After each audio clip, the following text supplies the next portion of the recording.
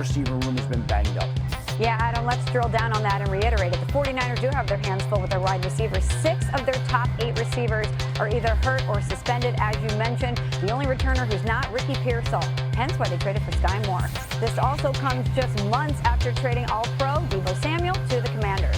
And Coach Herm, coming off the year that San Francisco had, going 6-11, coupled with those injuries, do you believe they're still Super Bowl contenders in the NFC, or has that window closed? I don't think the window's closed. I think what's closed right now for them is their ability to put a healthy wide receiver core out there. You're talking about Ricky Pearsall. Pearsall played for me as well as Brandon Ayuk, and visited with John about 2 weeks ago. That's their concern.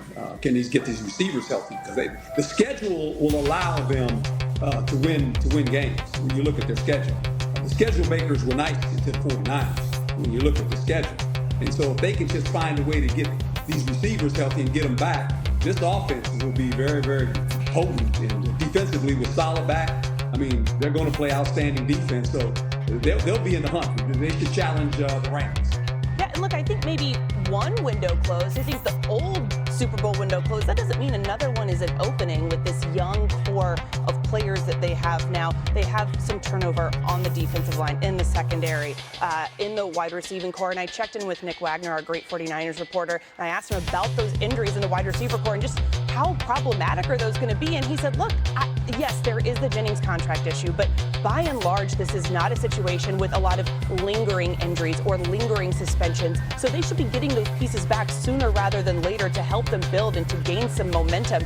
The talk around this team doesn't have anything to do with, gosh, our window's closed. What are we going to do? We're going to sit here and just be so sad. No, they're not trying to recreate what they used to have. They're trying to build on the fly. The Rams did it successfully a couple years ago, but I think a lot hinges on how quickly Robert Saleh can get this defense going in the direction and get them all to buy in to what he's preaching.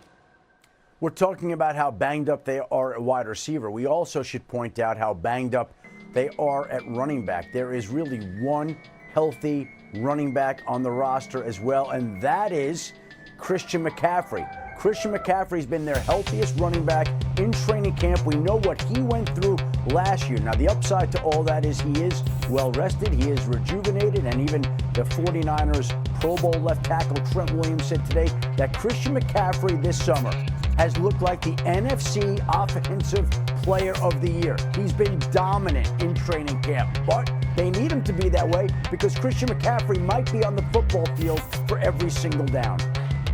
Well, a healthy CMC, that's something 49ers fans certainly want to hear. Well, the 49ers have the numbers on their side. They have a 60% chance to make the playoffs per our ESPN analytics. That's the 4th best in the NFC. Well, let's move over to the Chiefs, who traded away Sky Moore. And remember, they are also waiting to see what happens with Rashee Rice.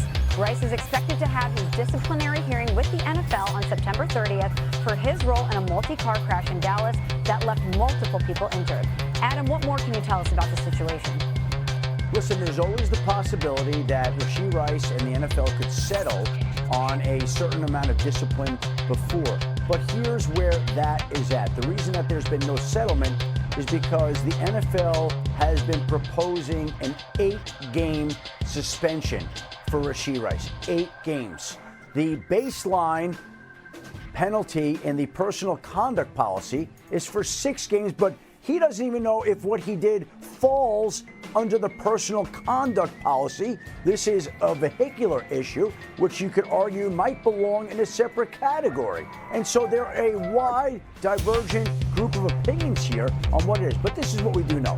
The baseline personal conduct policy suspension is 6 games.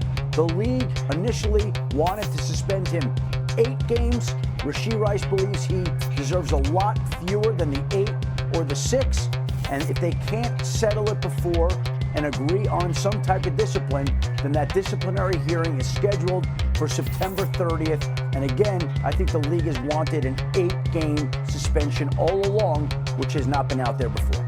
That decision will certainly be consequential, Adam. Well, final preseason tune-up for New England. I got to ask you the question on everyone's mind. Should we expect to see Drake May out there tonight? Michelle, the signs are pointing to Drake May not playing tonight, and here's why. 2 reasons. The first, the schedule. The Patriots played their last preseason game on Saturday, so this is a quick turnaround. The second reason is something head coach Mike Vrabel had said. He talked about wanting to put a lot into practices earlier this week, Monday and Tuesday, and he said if they got what they wanted out of those practices, it would dictate his approach tonight with Drake May and the top players. And by all accounts, they got what they wanted out of those practices Monday and Tuesday. So that would shift things ahead to the regular season opener against the Raiders. Mike Vrabel stressing to Drake May, don't take senseless hits. There was a play in the last preseason game where Drake May could have thrown the ball away. Instead, he was tackled to the ground. Vrabel wants him to preserve himself. And Michelle, another way he can preserve himself, hand the ball off to Travion Henderson, the rookie second-round pick out of Ohio State. Been one of their best players this preseason with 2 touchdowns. Great info, Mike. Thanks so much. They got to protect Drake May. He's the future. Time now to read and react. Starting in Indianapolis, where they named Daniel Jones the starting quarterback over Anthony Richardson. And Brooke, what did you think of this decision? First of all, I think it's wild we just went from talking about a UNC quarterback to a former Duke quarterback in Daniel Jones. Who would have thought? This is not basketball. But what I will say is that this is gut check time for Anthony Richardson. I don't think that he ends up in Indianapolis long term. This is a time for him to get right for wherever he goes next. Daniel Jones just went through this a year ago in New York when he was benched, ends up getting traded or heading, I guess, to Minnesota, and now he's in Indianapolis. This is time for Anthony Richardson to put in the work, to put in the behind-the-scenes work, to get right before he gets back out on the field again. Well, let's head to New Orleans, where they still have yet to name a quarterback. Here's head coach Kellen Moore on where things stand. I think our quarterbacks, the whole group, has done a really good job of just the mindset, the mentality. I thought they've done a really good job this week in practice. Spence, has made some big plays in practice, some downfield throws, and I think his ability to use his feet, he's done a nice job. Both quarterbacks had some really good situational work at the end of the practice, and so, we feel great with where that group's going. We kind of rotated it last week. We'll rotate it again this week, and the goal is to get all 3 of those guys in there.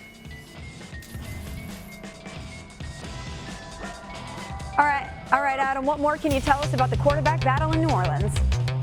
Well, Spencer Rattler is going to start the preseason finale against the Denver Broncos on Saturday. Would imagine that Tyler Shuck will come on after him, and Jake Hayner also will get some work. And the fact that Rattler is starting the preseason finale might seem to indicate that maybe he does have a slight edge, but it doesn't seem like the Saints have made any decisions just yet, and they are trying to figure out who will be their starting quarterback on opening day. They each have had moments this summer. Rattler had a come-from-behind, game-time rally in the second preseason game. Tyler Shuck looked impressive in the first preseason game. Each has had his moments. It obviously seems like it's coming down to the last game, but I think advantage Rattler in the sense that he gets to start it.